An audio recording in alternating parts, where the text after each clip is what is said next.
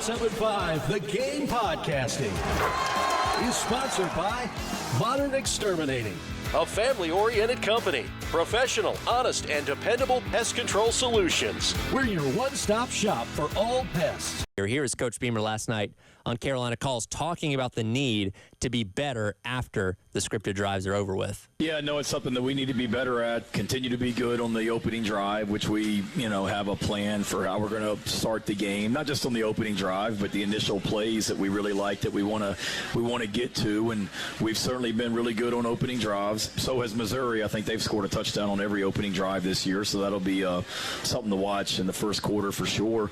But we've got to be able to continue to get better, and I feel like we did the other night. The second drive, we were right back down the field too, and then that's when we had the interception, unfortunately, down there in the red zone. But we had two good drives, and then we had a poor third drive, which was more self-inflicted, and then the end of the half was the 2-minute drive where we missed a field goal. So really, 3 out of our 4 drives, we were in scoring range and only got, 7 points out of it. That's where we've got to be better. But it's certainly something that we've talked about, that not just being good on the opening drive and efficient, but carrying that on and only getting better and continuing to call our best stuff over and over again. And he's right. Again, they went down the field, scored a touchdown on the opening drive, looked great.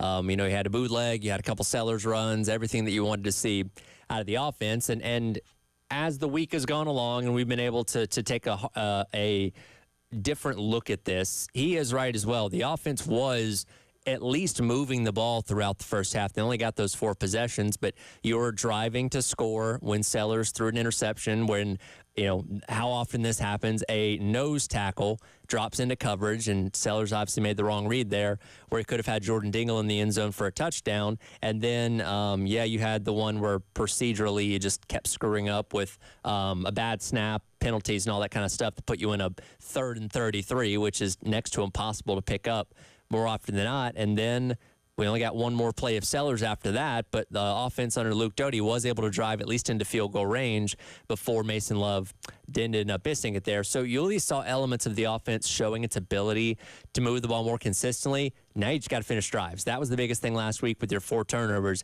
You couldn't finish drives, a couple turnovers on downs as well. And if you don't finish drives against a team like Missouri that's going to keep the ball for a long time, you're going to be in trouble. A lot of keys that Carolina's going to need to execute tomorrow in order to win this game.